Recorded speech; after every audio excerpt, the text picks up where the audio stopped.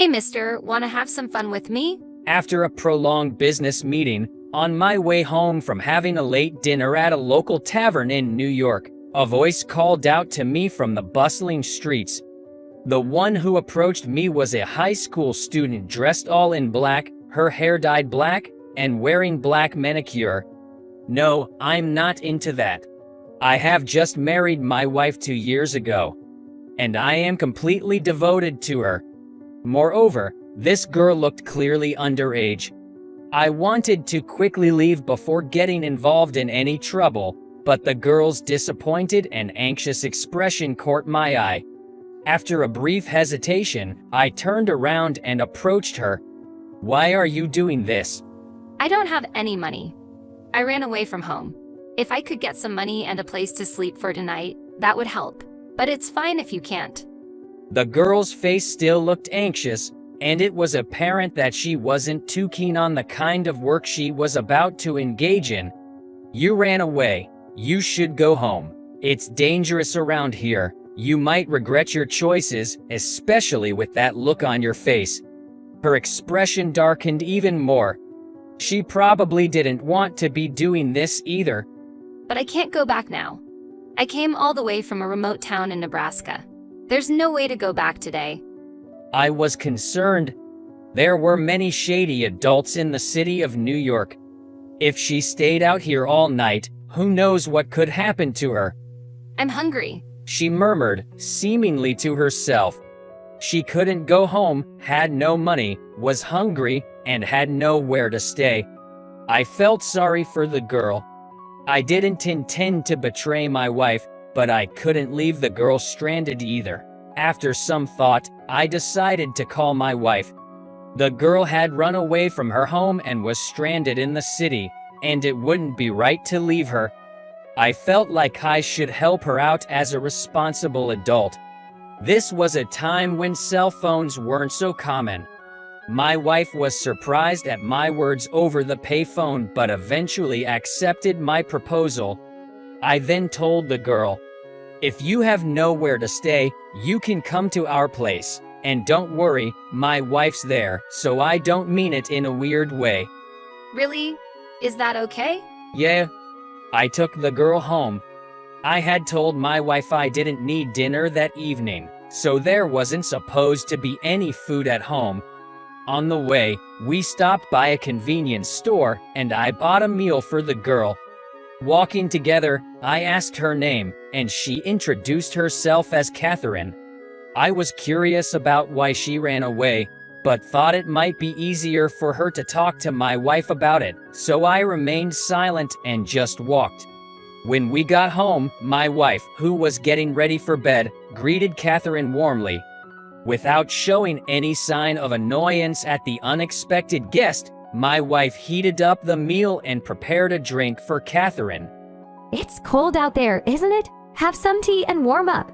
Thank you. While Catherine was eating, I quickly took a shower. When I came out, the food was all gone, and Catherine looked a bit more relaxed than before. Catherine, you ran away from home. My wife asked. Why did you run away? As a thank you for tonight's meal and shelter, would you mind telling us? When my wife put it that way, Catherine probably couldn't refuse. With a slightly guarded expression, Catherine replied, yes, and explained the reason for her running away from her small town in Nebraska. I fought with my parents over my fashion. They said it was disgusting to go to school in black makeup and fashion and were super mad, and I had a huge fight with them and left. Why don't you wear them? I commented. You can enjoy your favorite fashion on your days off from school, right? No. Why? Catherine began to talk about her fashion. Apparently, Catherine had a friend named Amy. Amy, whom she met in high school, was the only girl in the school who had dressed all in black, looking somewhat like a goth. Most people kept their distance from her. At first, I didn't approach Amy. Back when my fashion was still natural. But during pay, I was paired with her, and after talking to her, I realized she was normal girl like me. From that day on, Catherine and Amy became close. When Amy opened up to Catherine, she began talking about her childhood. Amy's mom had a series of short-lived relationships, leading to multiple marriages and divorces since Amy was young. Every time her mom got married or divorced, they moved and Amy had to change schools. There was a strange rumor that Amy wasn't biologically related to her dad, which became a source of teasing from the heartless kids. Amy was often bullied at her new schools and couldn't make a single friend. However, when she dressed all in black with black hair and black makeup in middle school, no one bullied her anymore. Bullies pick on those who look weak. Bullies don't pick on kids like me who look floater, Amy told Catherine. It's ridiculous. I've been dressing like this ever since. Everyone's distancing themselves from me even though I haven't done anything wrong. Amy looked lonely to Catherine. Because of her fashion, Amy was frequently scolded by teachers. Her fashion had brought her many disadvantages. Yet, Amy refused to go back to her natural fashion. If she did and became a goody two-shoes following all the rules, she believed she'd be bullied again. Amy probably feared being bullied more than being lectured by teachers. Amy had been defending herself all alone.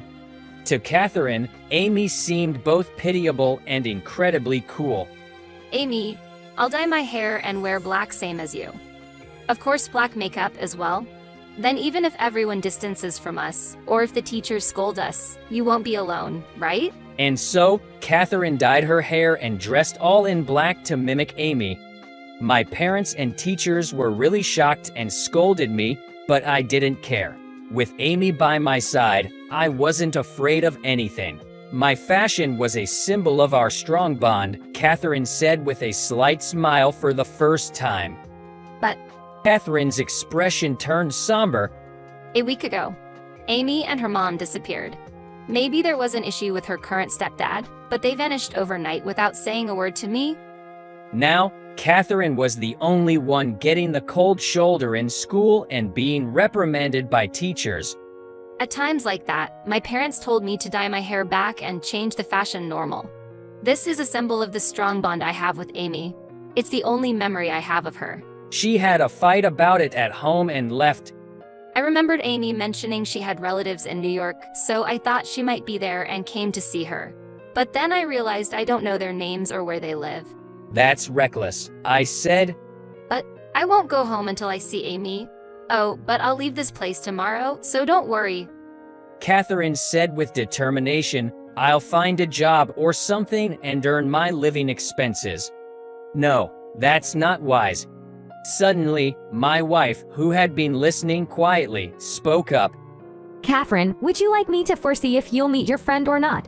Actually, I come from a long line of famous fortune tellers in my hometown. For generations, we've inherited the clairvoyance to foresee the future. What are you talking about? I exclaimed in surprise. But I noticed my wife's nostrils flare slightly. This was her tell when she was lying. However, Catherine seemed to believe her. Really? Yes, really. My wife replied confidently. Then please. All right, I'll take a look. My wife took Catherine's hand in hers and closed her eyes. After a few seconds, she slowly opened her eyes and said, You will surely meet your friend again. But not until you're an adult. Not until I'm an adult. Yes, your bond hasn't been broken, so don't rush things. When you're an adult, you'll be able to find her on your own. As long as you believe that your place is by her side, you'll always move towards her. Is that so? I guess you're right. I knew deep down that my younger self couldn't find her just by coming to New York all alone. I understand, she said in a deflated tone. I'm going home tomorrow. After Catherine had gone to bed, I said to my wife, I can't believe you came up with such a story. Well, half of it is true. The part about being from a famous fortune-telling family is true. The part about having clairvoyance isn't, but my late grandma seemed to have a bit of that power. I didn't know such things existed. My wife grinned and said, Would you like me to tell your fortune? I thought you said fortune telling was fake. It is, but it's fun. She said that and took my hand, holding it with both of hers and closing her eyes. A few seconds later, she opened her eyes and said, "You'll surely find where you're meant to be." I realized she was talking about my work. I had been having problems with my boss and had recently confided in her about it. My boss was a self-centered person who didn't care about the inconvenience he caused others, leading to frequent arguments between us. I remembered my wife telling me, "You seem more suited to being a business owner," after one of my rants about my boss. With these thoughts, I drifted off to sleep. The next day, after seeing Catherine off on her flight to Nebraska, I headed to work. The usual disputes with my boss continued for a while, but about a month later, I was suddenly transferred. I would be downgraded to a trifling job, where employees who were no longer considered useful were sent. It seemed my boss had put me to grass. With my motivation dwindling, I heeded my wife's advice. "Why don't you quit? I'm working too," and resigned. A few days later, intending to job hunt, I found myself not to a job fair but headed to my parents' home. There in a small bakery. I had never been interested in taking over the bakery and had always aspired for bigger jobs. That's why I'd only applied to big companies during my job search. And now, that big job had come to nothing. Seeing the familiar sign of the family bakery, I remembered my wife saying, "I think you're meant to be a business owner." I paused for a moment. It felt strange. Perhaps I've grown up a bit. Perhaps it isn't such a bad idea to take over the bakery. Walking in, I greeted my dad, holding freshly baked bread, with "It's been a while," and then said, "Dad, can I start training to take over the bakery?" He was taken aback, but after I explained my job situation, he said, "You feel bad for your wife if you're unemployed," and agreed to my apprenticeship. When I started working at the bakery, I soon realized it wasn't as easy as I'd thought. I had somehow belittled it. Once I started working at the bakery, I realized it wasn't as easy as I had thought. Baking was hard work, and a slight change in the recipe could make a big difference in taste. I couldn't sell my failed attempts, so I took them home. My wife said they weren't that bad, but they were nowhere near my dad's standard. I came to respect him even more. I became serious about the bakery, even attending culinary school. After graduating and dedicating more time to the bakery, my breads finally made it to the shelves. Sometime later, my dad retired. I introduced new items and renovated the shop to improve its reputation. As hoped, word of mouth spread, and even younger customers, whom I hadn't seen much before, began to visit. Now, my wife has quit her job and is helping me with the bakery, but we're short on hands. So I decided to hire some part-timers. 3 people applied, and during the interview with the last one, a brunette college girl with curly hair, she suddenly said, "Do you remember me?" I ran away to New York when I was in high school and you let me stay at your house. I quickly looked at her resume and saw the name Catherine written under the first name section. Catherine. Wait, are you the same Catherine from back then? Yes. Catherine had grown up and looked very mature now. The somewhat dangerous and sharp aura of those days has faded, and now she looked like a well-groomed college girl. I'm in college in New York now. I passed by this bakery a little while ago, saw the boss's face, and thought, is that him? I also recognized your wife, so I was sure it was you. Really? It's been a long time. The fact that she's in college probably means that after that event, she went back to high school and has been on the right path. Thank you so much for that time. I owe who I am today to the both of you for setting me straight back then. Really, thank you so much. Catherine smiled and said, "So, I was thinking maybe I could help out at the shop as a way to repay you for that time. We'd love to have you." I told Catherine on the spot that she was hired. Then, something that had been on my mind came up.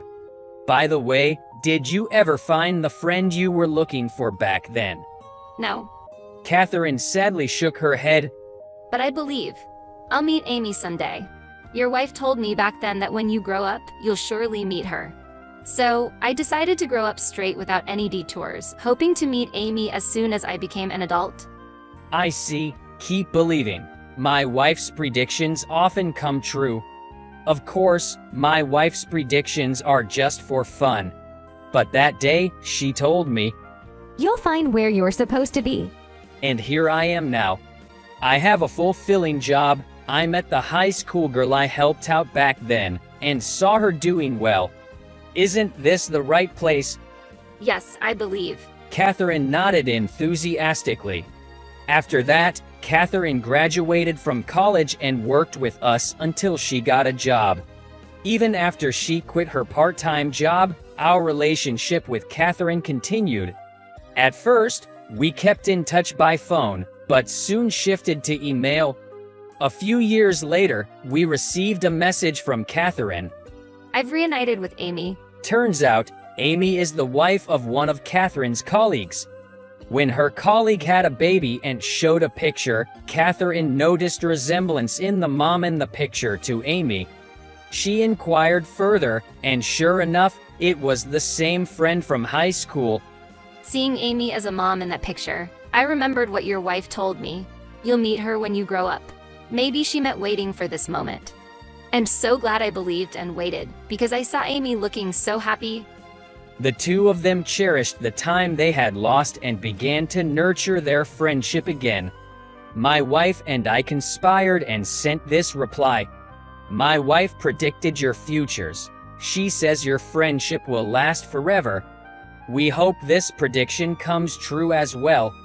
Holding my phone, I exchanged smiles with my wife.